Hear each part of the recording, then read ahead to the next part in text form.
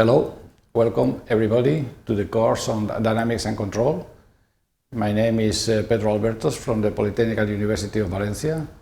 And today we are going to start with Module 3, the first session. And we are going to consider some control systems. Till now we have been considering dynamics of systems in general.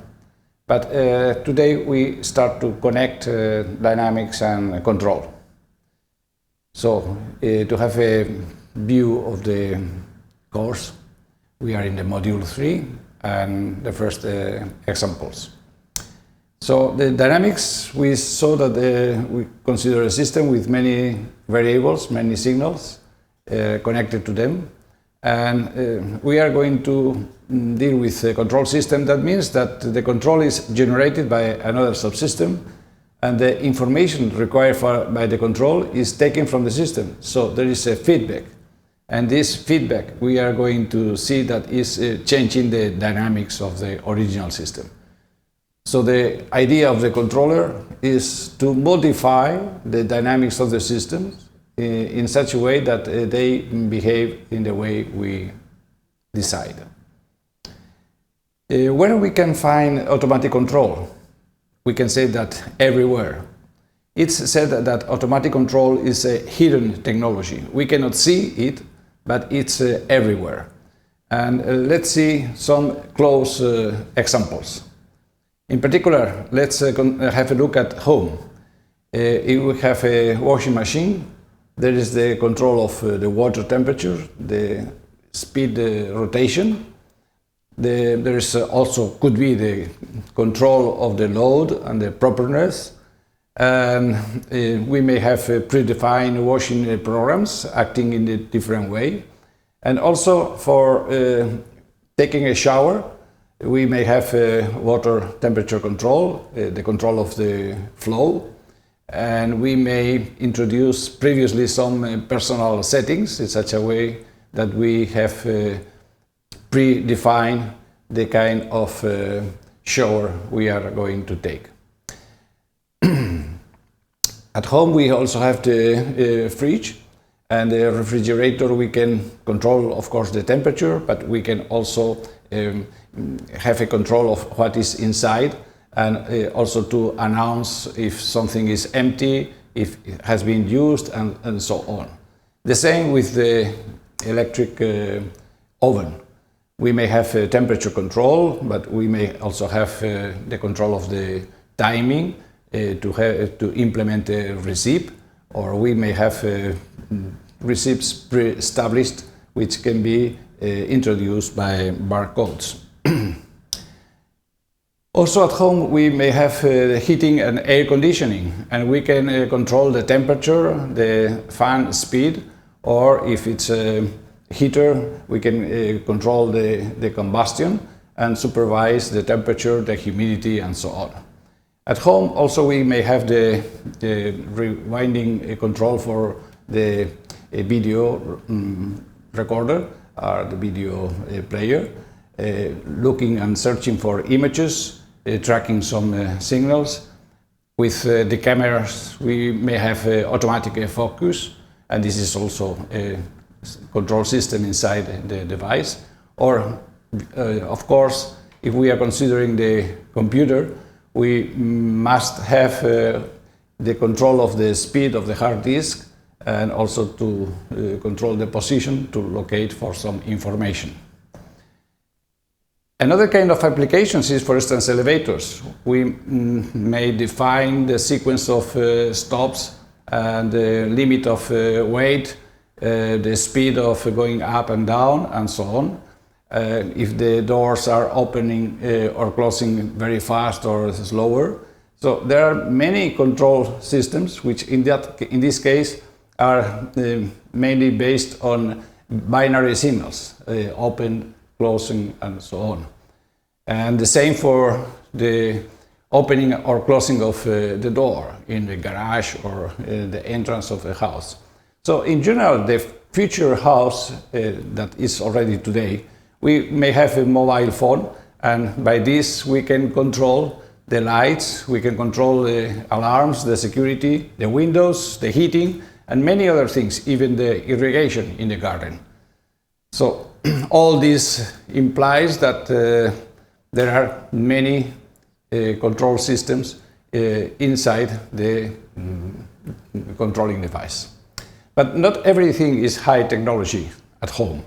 You can have a look at this floating regulating mechanism developed in Greece 250 years before Christ.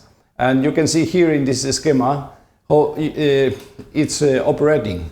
There is a floater, and when you take up the chain, then the water starts to go out, and once it's open, the water is refilling, the floater is going up and opening and closing the entrance of the water. And as I said, this is very old device, but is again based on the control of the floating and the water. If we have a look at the today cars, they have, for instance, electronic stability program, which is to improve the stability of the system. This has been implemented in Mercedes A as an electronic stability program. Also in Audi Quattro there is a four-wheel automatic power control, which is controlling the dynamic distribution of torque between front and back wheels axis. Or we can have in the Honda Civic full saving by automatic control of valves opening. So in general, automatic control provides additional freedom to the car designer. And for instance, if we have a car which has been designed in such a way that is unstable, we can improve the behavior by introducing the electronic stability program. And control, as we said at the beginning, is able to change the dynamics of a system. And we are going to see here an example to conclude this session about controlling what is unstable. We are going to consider the Furuta pendulum. The Furuta pendulum you can see here in this picture, which is taken from the Department of Applied Physics and Electronics at the Umeå University in Sweden. And this Furuta pendulum is a pendulum, an inverted pendulum, which is at the rotating axis. And by rotating this axis, we are going to stabilize the pendulum in the upper position. Of course, the upper positions, you can try, the upper positions is a very unstable one, so the normal situation, the stable position is like this, and we are going to move in that way, in such a way that the pendulum will go up, and then we will move slightly to keep it in the upper position. You can have a look at this pendulum, at this video, and we are going to see it now. Yes, you can see how it's working, then providing some energy to balance and then to go up, but it's unstable, but now it's taken. So at this moment the pendulum is stabilized, and then we can change the dynamics from something which was unstable to something which is now stable. So what have we seen today? First of all, we saw in this example a system which is unstable, and based on a control system and using the information about the position, in this case the position of the pendulum, we have changed the dynamics of the system. So in general, today we have seen some examples of control systems which we can find nearby at home, and these are applied for electrical appliances, electronic appliances, hydraulic appliances, or in the cars, or just for amusement. And we can say that control systems are everywhere. In the next session, we are going to see some other different examples that we can find in industry. They will be more complicated, but in the end we will see that all of them behave in a similar way. So most of the images we have seen in this session. Here you can find the origin of them, so you can look at these pages. And well, that's all for today.